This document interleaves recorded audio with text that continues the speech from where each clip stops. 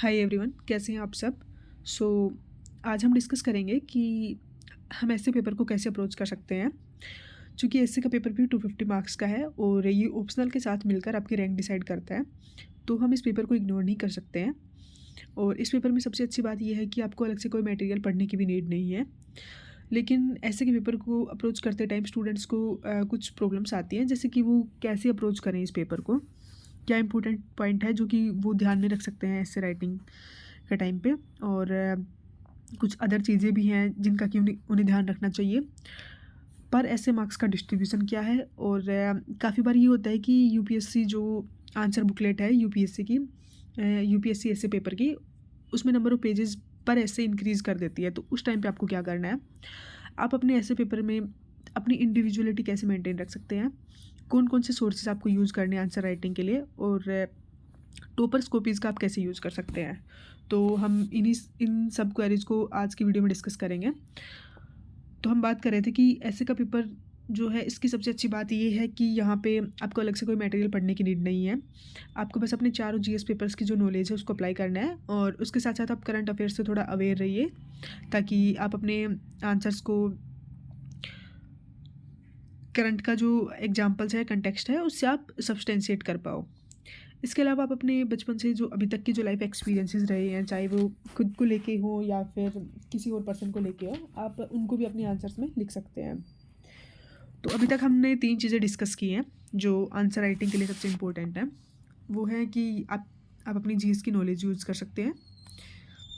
Number 1, आप अपनी GS की नॉलेज यूज़ कर सकते हैं। नंबर 2, आप करंट एग्जांपल्स और जो कंटेक्स्ट है उनका यूज़ कीजिए। और थर्ड है कि आपकी लाइफ के जो एक्सपीरियंसेस है, आप उनका यूज़ कीजिए। जैसे कि स्पेशली आपके जो स्कूल्स और कॉलेज से रिलेटेड हैं, या फिर आपके पेरेंट्स और सिबलिंग्स से रिलेटेड जो एक्सपीरियंसेस है, आप उनका यूज़ कीजिए। नंबर 4 और जो मोस्ट इम्पोर्टेंट पॉइंट है ऐसे राइटिंग को लेके, वो ये है कि आपके ऐसे में फ्लो मेंटेन होना चाहिए। चूँकि आपको एसेज पैरा के फॉर्मेट में लिखना है, ना कि पॉइंट्स और बुलेट्स नंबर में। और एक पेज पे आप सिर्फ एक पैरा नहीं लिखेंगे, आपको ईच पेज पे एटलीस्ट 2 और मैक्सिमम 3 पैराज लिखने हैं। तो फ्लो मेंटेन करने का मतलब ये है कि आपको पैराज स्विच करते टाइम कनेक्टर्स का यूज़ करना होगा, और इससे ये होगा कि जो आपका जो स्विच होगा वो एग्जामिनर को अब्रप्ट नहीं लगेगा। जैसे जो अभी मैंने बताया वो मैं यहाँ पे एक्सप्लेन करती हूँ कि मान लो आपकी जो आंसर बुकलेट है, तो वहाँ पे पेजेस ऐसे हैं।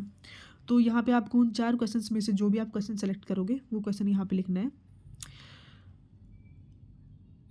ये चारों जो साइड्स हैं, यहाँ पे आपको जैसे यहाँ पे भी थोड़ा सा मार्जिन रखना है, इधर भी मार्जिन रखना है, इधर भी मार्जिन रखना है, और नीचे भी आपको मार्जिन रखना है। बिल्कुल जो ये वाली जो लाइन है, इससे बिल्कुल सटा के आपको वर्ड नहीं लिखना है कि इससे बिल्कुल टच करते हुए आप वर्ड लिख रहे हो, ना कि इस लाइन से। आपको थोड़ा सा स्पेस मेंटेन रखना है। फिर आपका क्वेश्चन आपको यहाँ पे लिखा हुआ मिलेगा कि मान लो ये पेजेस हैं आपके, और यहाँ पे आपका क्वेश्चन लिखा हुआ मिलेगा आपको। सॉरी, आपको क्वेश्चन लिखना पड़ेगा उन 4 में से एक क्वेश्चन सेलेक्ट करके, और फिर आप यहाँ से स्टार्ट करोगे। तो आपको आपका आंसर यहाँ से स्टार्ट करना है कि स्टार्टिंग में आप 2 से 3 वर्ड्स का गैप स्पेस रखिए, और फिर उसके बाद स्टार्ट कीजिए यहाँ से।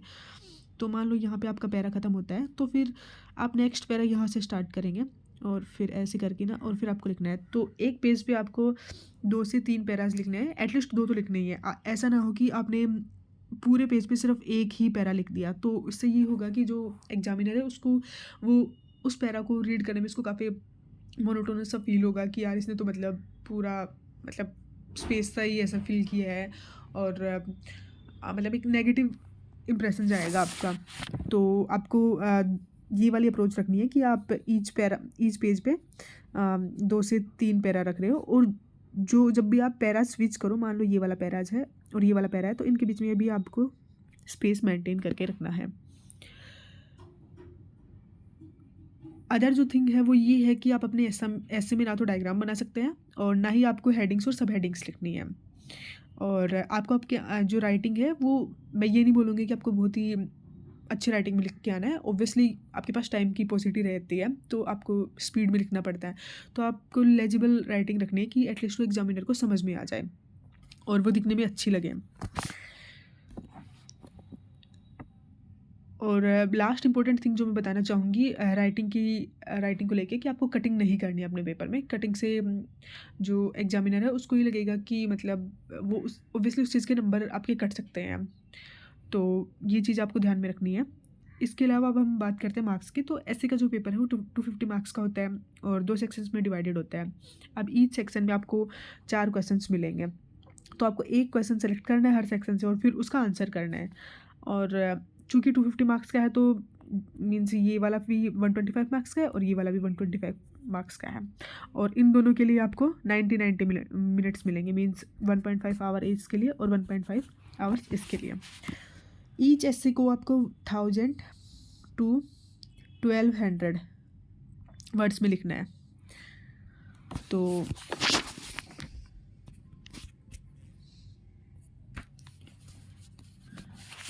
अब ये जो 1000 to 1200 वर्ड्स हैं इसके लिए आपको 12 पेजेस मिलेंगे, मीन्स 12 पेजेस में आपको इतने वर्ड्स लिखने हैं।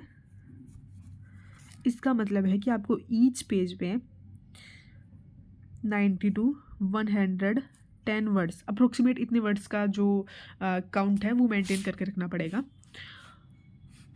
कभी कभार ये होता है कि यूपीएससी जो है वो नंबर ऑफ़ पेजेज इंक्रीज़ कर देता है, जैसे कि अभी 2025 के पेपर में हुआ था कि हर साल वैसे तो यूपीएससी 12 पेजेस देता था, बट इस साल उन्होंने 13 to 14 पेजेस दे दिए थे। और मेन प्रॉब्लम ये हुई कि जो वर्ड लिमिट थी वो सेम ही थी, मीन्स आपको 13 to 14 पेजेस में और फिर वही वर्ड लिमिट कि आपको 1000 to 1200 वर्ड्स लिखने हैं। अब स्टूडेंट्स हैं उनको दिक्कत ही हुई कि अगर आप 11 से 12 पेजेस में ऐसे कंप्लीट कर लेते हो और आपको 2 से 3 पेजेस जो है उनको क्रॉस टिक करना पड़ेगा, क्योंकि यूपीएससी ने अपनी नोटिफिकेशन में ये मेंशन कर रखा है कि अगर आपकी आंसर शीट में ब्लैंक पेजेस हैं तो आपको उनको पेन से क्रॉस करके आना है। और अगर मान लो अब आपके जो नंबर ऑफ पेजेस इंक्रीज हो गए हैं और आपको तो आदत है 12 पेजेस में लिखने की, तो फिर ये होगा कि आपके 1 से 2 पेजेस आपके ब्लैंक छूट जाएंगे, जिनको कि आपको ऐसे क्रॉस करके आना पड़ेगा। तो फिर वो जो एग्जामिनर है उसके माइंड मीन्स उसके लिए एक नेगेटिव इंप्रेशन रहेगा कि इसने तो काफ़ी सारे पेजेस ब्लैंक छोड़ दिए हैं। तो इस सिचुएशन को आपको कैसे हैंडल करना है कि आपको जो आपके वर्ड्स हैं, मान लो अभी आप जो वर्ड्स का जो आपका साइज़ था वो ऐसा था, तो अभी आप इसको इंक्रीज़ कर दीजिए, थोड़ा सा इंक्रीज़ करना है ताकि ये हो कि स्पेस थोड़ा सा आपका फिल्डअप लगे। और आपके जो लाइंस हैं उनके बीच में थोड़ा सा हल्का सा स्पेस बढ़ा दीजिए और पैराज के बीच में भी थोड़ा सा स्पेस बढ़ा दीजिए और नंबर ऑफ़ वर्ड्स जो है पर पेज वो कम कर दीजिए, जिससे जब हमारे पास 12 पेजेस थे तब हम क्या कर रहे थे कि हम 90 to 110 वर्ड्स लिख रहे थे पर पेज। अब आपको क्या करना है, जब आपके पास 13 to 14 पेजेस हैं तो आपको क्या करना है कि 80 to 90 वर्ड्स लिख दीजिए पर पेज। इससे ये रहेगा कि जो आपका कंटेंट है वो कम नहीं पड़ेगा और आपको ज़्यादा पेजेस को क्रॉस करने की भी नीड नहीं होगी। अब हमने वर्ड्स लिमिट और नंबर ऑफ़ पेजेस और मार्क्स की तो बात कर ली। अब हम बात करते हैं कि कैसे आप अपने ऐसे को सिलेक्ट करेंगे और फिर आप कैसे उसको राइट करेंगे। तो आपको दोनों सेक्शन से ऑब्वियसली एक क्वेश्चन सेलेक्ट करना है। तो आप वो क्वेश्चन सेलेक्ट करेंगे जिनमें कि आपको कॉन्फिडेंस हो कि हाँ मैं इसमें 1000 to 1200 वर्ड्स लिख सकता हूँ या लिख सकती हूँ। आप टॉपिक सेलेक्ट करते टाइम ये नहीं सोचेंगे कि ये तो बहुत इजी टॉपिक है, इस पे तो सब लिख लेंगे और मुझे तो हार्ड टॉपिक सेलेक्ट करना है जिस पे कोई ना लिख रहा हो, सो दैट एग्जामिनर को वो डिफरेंट लगेगा और मुझे ज़्यादा मार्क्स मिलेंगे। नहीं, आपको अपनी अप्रोच ये रखनी है कि क्या मैं इस टॉपिक पर, चाहे वो ईजी हो या फिर हार्ड, विद फ्लो क्या मैं उस पर 11 से 12 पेजेस लिख सकता हूँ। अगर ऐसा ना हो कि आपने एक टॉपिक सेलेक्ट कर लिया और फिर 3 से 4 पेज लिखने के बाद आपको ऐसा फील हो रहा है कि आपके पास तो कंटेंट ही नहीं है आगे लिखने के लिए। तो टॉपिक सेलेक्ट करने के बाद आपको क्या करना है कि 15 से 20 मिनट जो उसका आंसर है आपको उसको ब्रेनस्टॉर्म करना है। कि जैसे यूपीएससी जो अपनी आंसर बुकलेट देती है ऐसे राइटिंग के लिए, उसमें लास्ट के जो 2 पेज होते हैं वहाँ पे वो रफ पेज होते हैं, ऐसे रफ पेज लिखा होता है। तो यहाँ पे आप ब्रेनस्टॉर्म कर सकते हो अपने दोनों एसेज को। ब्रेनस्टॉर्मिंग में आपको क्या करना है कि उन आंसर्स का इंट्रो क्या होगा, क्या आप उनको पेस्टल अप्रोच से लिखोगे या स्टेक होल्डर या फिर सेक्टर अप्रोच या फिर क्रोनोलॉजिकल बेस्ड या फिर आपकी अपनी कोई अप्रोच जो जिसमें कि आप कंफर्टेबल हो लिखने में, तो आप वो वाली अप्रोच लिख लीजिए यहाँ पे। और जैसे मान लो कि आप पेस्टल अप्रोच से लिखने जा रहे हो उस क्वेश्चन को। तो पेस्टल अप्रोच में कौन कौन से आप एग्जांपल्स और जो डायमेंशन है वो यूज़ करोगे, इकोनॉमिक में कौन सी और सोशल में कौन सी, तो वहाँ वो आप बिल्कुल शॉर्ट वर्ड्स में जैसे 1 2 3 और उसका एक वर्ड लिख लीजिए आप यहाँ पे कि मान लो मैं पेस्टल के लिए बताऊँ आपको, तो आप लिख लो कि पेस्टल के लिए मैं 2 डायमेंशन यूज़ करूँगा, पहले ये होगी और उसका जो एग्जांपल है उसका एक वर्ड लिख लो यहाँ पे कि इनके साथ साथ मैं ये एग्जांपल यूज़ करूँगा।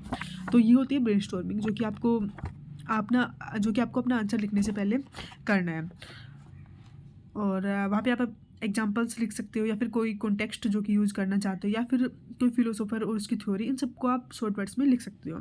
इसके बाद आप अपना आंसर लिखना स्टार्ट करें। अब काफ़ी बार ऐसा होगा कि आपने यहाँ पे मान लो लास्ट पेज पे ब्रेनस्टॉर्म कर लिया, ये ब्रेनस्टॉर्मिंग होगी आपकी। अब आप लिख रहे हो, तो जो स्टार्टिंग का मान लो पॉलिटिकल वाला था, आपने यहाँ पे कुछ पॉइंट्स लिख रखे थे और यहाँ पे आपने पॉलिटिकल का जो भी लिखना था आपको कंटेंट वो लिख दिया। लेकिन लिखने के जस्ट बाद जब आप इकोनॉमिक पे चले गए या फिर किसी और पैरा पे चले गए, तो आपको याद आ रहा है कि यार पॉलिटिकल में तो मैं कुछ और चीज़ें लिख सकता था, जो कि अब आपको अच्छी चीज़ें याद आ रही हैं या फिर लग रहा है कि ये चीज़ें यहाँ पे अगर लिखते हम तो ज़्यादा अच्छा होता। तो आपको ये सोचकर जो आपने जो पीछे लिख दिया ना यहाँ पे पॉलिटिकल का, उसको कट नहीं करना है, क्योंकि आपने जो लिख दिया पहले वो बेस्ट है। ट्राई करना है कि जो पॉइंट मुझे अब याद आए हैं लिखने के बाद, नए पॉइंट आए हैं, क्या मैं उनको आगे कहीं पे यूज़ कर सकता हूँ नेक्स्ट ऐसे में, या फिर इसी ऐसे के जो फर्दर जो पेजेज हैं वहाँ पे यूज़ कर सकता है या नहीं। अगर हो जाएंगे तो बेटर है, और नहीं होगा तो उन पॉइंट या एग्जांपल्स को लिखना स्किप करें, और जो आपने जो फ्लो ऑलरेडी ब्रेनस्टॉर्मिंग के टाइम पे बनाया है सिर्फ उसी पे आपको स्टिक रहना है। आपको ऐसे लिखते टाइम जब आप बीच में पहुंच जाओ और फिर आपको अगर कुछ याद आ रहा है तो उन चीज़ों पे आपको नहीं जाना है। आपका जो ऑलरेडी जो फ्लो बना हुआ है सिर्फ आपको उसी पे स्टिक करना है और उसी की अकॉर्डिंग आपको आंसर लिख के आना है। बिकॉज जो मेंस का पेपर है वो सब्जेक्टिव है, कोई भी आंसर्स को आप ये नहीं बोल सकते कि ये तो बिल्कुल ही सही है, और ना ही आप किसी आंसर को ये बोल सकते कि ये तो बिल्कुल ही गलत है। हर एक जो क्वेश्चन है वो हर एस्पिरेंट अपने अकॉर्डिंग डिफरेंट तरीके से लिख के आता है। अब हो सकता है, लेकिन हो सकता है कि मतलब कुछ एस्पिरेंट्स जो है मान लो कि उन्होंने सेम डेटा पॉइंट का यूज किया हो या फिर सेम तरीके से लिख के आए हो, जैसे सेम अप्रोच हो गई हो कि, क्योंकि जो यूपीएससी का एससी का जो पेपर है इसमें मोस्टली जो एस्पिरेंट्स हैं 80% मान के चलो आप, वो लोग पेस्टल अप्रोच से ही अपना एसए लिख के आते हैं। तो हो सकता है कि उनके अप्रोच भी सेम हो, बट जो जितने भी ऐसे एस्पिरेंट्स लिख के आते हैं उनका आंसर आपको डिफरेंट ही मिलेगा। मीन्स अगर आप ओवरऑल आंसर देखोगे उनका पूरा तो वो आपको डिफरेंट मिलेगा। ऐसा इसलिए है क्योंकि हर एक स्टूडेंट का एक यूनिक वे है अपना आंसर लिखने का। तो आपको आंसर लिखते टाइम अपनी इंडिविजुअलिटी को और यूनिकनेस को मेंटेन रखना है, और आपकी अपनी एक स्टाइल होनी चाहिए जिसका कि आप यूज़ करोगे अपनी आंसर राइटिंग में। अब ये यूनिकनेस तभी आएगी जब आप ऐसे राइटिंग की प्रैक्टिस करेंगे। आप टॉपर्स कॉपीज़ को पढ़ सकते हैं, उनके आंसर से सीख सकते हैं कि कैसे उन्होंने एग्जाम्पल्स का यूज़ किया, पैराज कैसे स्विच किए हैं। आप जो आपके जीएस पेपर्स का कंटेंट है उसको बार बार रिवाइज करें ताकि उस कंटेंट को आप ऐसे के पेपर में इफेक्टिवली यूज़ कर पाओ।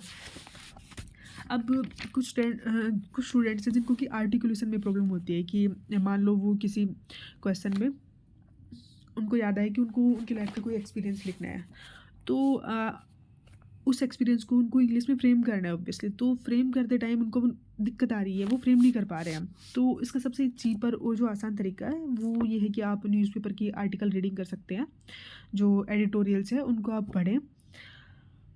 उस एडिटोरियल रीडिंग के 2 बेनिफिट्स हैं, एक तो आप करंट इवेंट्स जो हैं उनसे अवेयर रहेंगे, और दूसरा आपकी जो इंग्लिश है वो भी अच्छी हो जाएगी। इसके अलावा मैं आपको इंट्रो, कंक्लूजन और फोल्डर एग्जांपल्स के लिए सोर्स बता सकती हूँ। मैं ऐसे राइटिंग के लिए हर्षिता मैम जो कि AIR 2 है 2024 की, उनके अप्रोच को फॉलो कर रही हूँ। उनके ऐसे में 144 मार्क्स आए थे और उन्होंने इंट्रो कंक्लूजन के लिए IAS हब का मटेरियल यूज़ किया था, और मैं भी वही प्रेफर कर रही हूँ। वहाँ पर आपको ईच सेगमेंट से related intro, conclusion, folder examples मिल जाएंगे। इसके साथ ही मैं मैम की जो लिखे उन्होंने 7 एसेज लिखे थे, मैं उनको भी रीड कर रही हूँ। तो वहाँ से मुझे एग्जांपल्स और कनेक्टर्स को कैसे यूज़ करना है, पैराज के बीच कितनी स्पेसिंग रखनी है, और कैसे आप आंसर्स आपका जो आंसर है वो एक फ़्लो में मेंटेन रहे, मीन्स उसमें एक फ़्लो मेंटेन रहे। तो ये सब चीज़ें समझने में मुझे थोड़ी हेल्प मिल रही है। अगर मैं आज की सभी बातों को सम अप करूँ तो ये है कि आपको PYQs देखने हैं कि किस टाइप के एसेज आ रहे हैं, क्योंकि अभी लास्ट कुछ सालों में यूपीएससी ने जो अपने फिलोसफिकल एसेज हैं उनका उनकी क्वांटिटी बढ़ा दी। मीन्स 8 में से आपको 6 से 7 जो क्वेश्चंस हैं वो आपको फिलोसफी पे बेस्ड ही मिलेंगे। दूसरा, आपको ब्रेनस्टॉर्म करना है। जब भी आप आंसर राइटिंग करो, एस्से की आंसर राइटिंग करो, तो आपको ब्रेनस्टॉर्म करना है 15 से 20 मिनट लगाने की। हाँ, आप आपको उससे रिलेटेड जो भी कंटेंट याद आ रहा है, आप उसको फटाफट से थोड़ा सा रफ पेज में लिख लीजिए। स्टार्टिंग में हो सकता है कि आपको 15 से 20 मिनट से ज़्यादा टाइम लगे, या फिर आप पूरा एस्से भी ना लिख पाओ। मीन्स ये दिक्कत रहेगी आपको, बट विद कंटिन्यूअस प्रैक्टिस आप ये सीख जाओगे, और एक टाइम ऐसा आएगा जब आपको ये लगेगा कि हाँ, मुझे एस्से लिखने में बहुत मज़ा आ रहा है, क्योंकि आप डिफरेंट डिफरेंट एग्जांपल्स यूज़ कर पा रहे हो, कंटेक्स्ट यूज़ कर पा रहे हो, जीएस के जो आपकी नॉलेज है जीएस पेपर्स की, आप उसको इफेक्टिवली यूज़ कर पा रहे हो। मीन्स आप डिफरेंट डिफरेंट वेज से उसको यूज़ कर पा रहे हो, तो आपको मज़ा आने लगेगा। फिर आप टॉपर्स कॉपीज़ को गो थ्रू कर सकते हैं, और अगर आपको आर्टिकुलेशन में दिक्कत आ रही है तो आप न्यूज़पेपर रीडिंग कर सकते हैं। मैं आपसे ये बोलूँगी कि ऐसे पेपर एक ऐसा पेपर है जहाँ आप अपने 15 से 20 दिन अगर आप कंटिन्यूसली प्रैक्टिस कर लेंगे तो आप अच्छे मार्क्स ला सकते हैं। और अभी अगर एक बार आप एससी की प्रैक्टिस कर लें तो बेटर रहेगा, क्योंकि प्रीलिम्स के बाद आपके पास ज़्यादा टाइम नहीं रहेगा इंप्रूव करने का। तो बेटर है कि जो इम्प्रूवमेंट करना है वो आप अभी कर लें, कि एटलीस्ट आप आने वाले 15 से 20 दिन में, क्योंकि अभी 4 दिन तक तो मैं आपको वीडियोज़ अपलोड करने वाली हूँ, तो वहाँ पर मैं आपको बताऊँगी कि कैसे हम पेस्टल अप्रोच का यूज़ कर सकते हैं, कैसे हम 4 अप्रोचेज़ का हम यूज़ करेंगे। और उसके अलावा आपकी भी कोई अप्रोच रही होगी, या फिर आप इन्हीं को ही कैसे मोल्ड कर सकते हैं, एक दूसरे के साथ मिक्स करके कैसे आंसर्स लिख सकते हैं, वो भी हम डिस्कस करेंगे। तो आप उनमें से आप अपनी फेवरेट अप्रोच निकाल लीजिए, फिर आप आंसर्स लिखना स्टार्ट कीजिए। स्टार्टिंग के 4 से 5 दिन आपको थोड़ा सा अनकम्फर्टेबल फील होगा। हो सकता है कि आपके दिमाग में कोई एग्जांपल ही ना आए, आप स्टार्ट ही ना कर पा रहे हो, लेकिन कोशिश करते रहना है आपको। अगर आपको ज़्यादा ही दिक्कत आ रही है तो आप थोड़ा सा, मतलब मैंने जो आंसर्स डिस्कस किए हैं वहाँ से आप थोड़े से उठा लीजिए, इंट्रो उठा लीजिए, फिर उसके बाद स्टार्ट कीजिए उसको, उससे कनेक्ट करते हुए फिर आगे का पैरा लिखने की कोशिश कीजिए। लेकिन प्रैक्टिस करनी है आपको, विद प्रैक्टिस हो जाएगा। क्योंकि मुझे भी थोड़े टाइम पहले जब मैंने स्टार्टिंग के 3 से 4 दिन जब लिखा था ऐसे, तो मुझसे भी वर्ड्स नहीं बन रहे थे, मैं कनेक्ट ही नहीं कर पा रही थी। बट मैंने इस चीज़ को छोड़ा नहीं, और मतलब 8 से 10 दिन के बाद, मतलब पाँचवें छठे दिन तो ऑब्वियसली मेरा थोड़े-थोड़े पैरास बनने स्टार्ट हो गए थे, और 8 से 10 दिन के बाद फिर ऐसा हो गया था कि मैं ऑलमोस्ट 6 से 7 पेजेज़ आराम से लिख पा रही थी। तो ये सभी हो पाया क्योंकि मैंने इसकी प्रैक्टिस छोड़ी नहीं, और कंटिन्यूअसली मैं इम्प्रूव करती चली गई। अब हमारा जो फर्स्ट ऐसे डिस्कशन है वो आपको थोड़ी देर में मिल जाएगा, जहाँ हम फर्स्ट अप्रोच से एस्से को डिस्कस करेंगे। और इसके साथ ही मैंने एक एस्से हर्षिता मैम की कॉपी से भी लिया है। तो ऐसे राइटिंग के रिगार्डिंग मुझे मेरी जो अप्रोच थी वो मैंने आप लोगों से शेयर कर ली है।